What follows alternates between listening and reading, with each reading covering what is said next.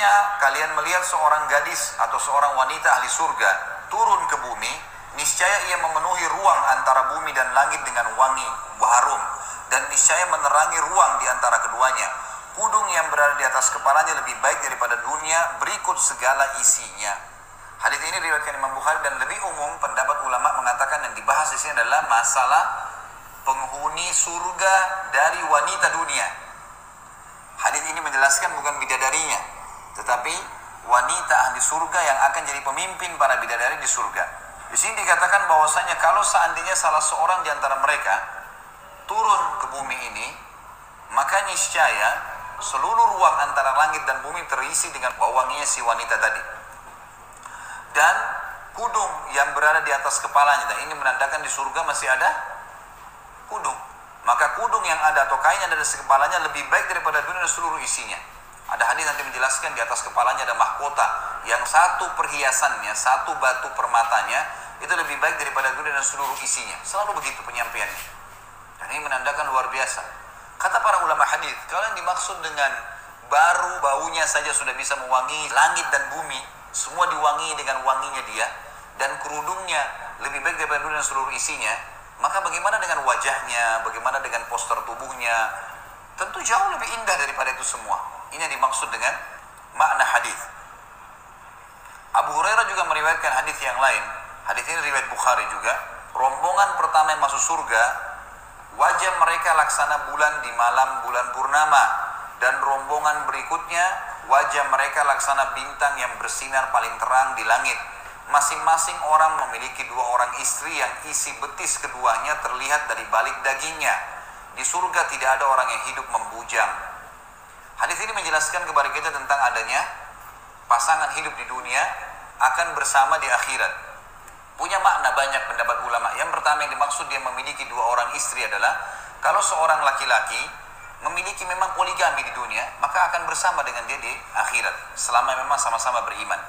Makna yang lain, kalau seseorang meninggal istrinya, kemudian dia menikah lagi, jadi kedua-dua istrinya masih belum cerai, maka akan bersamanya juga di surga. Ini makna yang lain. Makna yang lain juga kata ulama adalah yang dimaksud dengan memiliki 2 orang istri, kalau ada wanita dunia yang meninggal belum sempat menikah, gadis, atau dia meninggal memang, ada orang subhanallah masih muda sudah meninggal, atau ada orang yang sudah tua sampai tua pun sudah berumur lanjut tapi juga belum menikah, gadis tua, ini semua akan menikah dengan ahli surga. Maksudnya tidak ada orang yang tidak ada pasangannya di surga, maka dia akan dinikahkan dengan salah satu ahli surga dengan hikmah Allah. Ini salah satu pendapat. Kemudian pendapat yang lain dimaksud adalah istri di dunianya akan bersamanya, dan bersama juga bidadari yang akan mendampinginya. Karena memang saya sudah pernah jelaskan Bapak Ibu sekalian, di surga sudah berbeda dunia. Di surga semuanya kehidupan poligami. Memang sudah hikmah Allah seperti itu. Dan sudah tidak ada urusan kayak dunia, orang cemburuan, orang merasa persaingan, ini sudah tidak ada semua. Semua masalah penyakit hati, masalah cemburu buta, dendam, segala macam ini sudah tidak ada. Dan Allah memuliakan wanita dunia dengan menjadikannya pemimpin para wanita di surga. Dan banyak pendapat ulama tentu menggabungkan antara pendapat ini. Bukan mustahil semuanya ini adalah benar, tapi penyampaian Nabi SAW kalau mereka akan memiliki 2 orang istri, dan disebutkan cirinya, isi betis keduanya terlihat dari balik dagingnya. Artinya ini sangat indah, sangat memiliki kesempurnaan fisik, ya. Jadi tidak ada lagi maaf kulit gelap, semuanya berkulit putih, bersih, saking bersihnya sampai terlihat sesuatu di belakang daging itu. Makna sebagian ulama mengatakan ada orang kadang-kadang kalau putih sekali kulitnya sampai membuat urat-uratnya terlihat. Bisa ini maknanya, bisa juga tidak. Bisa juga makna lebih dalam daripada itu, karena memang di surga sudah berbeda, tidak seperti apa yang kita bisa bayangkan di dunia. Allahu a'lam. Kemudian hadis selanjutnya adalah hadis diriwayatkan oleh At-Tabarani dalam kitab Awsat dengan sanad yang baik.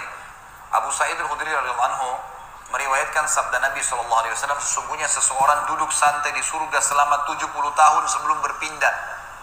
Maksudnya nanti kita kalau lihat sebuah tempat nih, sudut sini pengen duduk, itu 70 tahun dia duduk.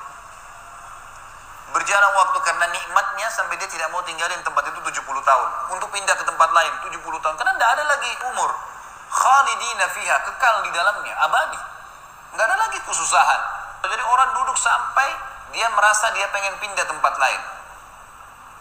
Ini sabda Nabi SAW, teman-teman sekalian. Jangan dianggap ini penyampaian yang sederhana.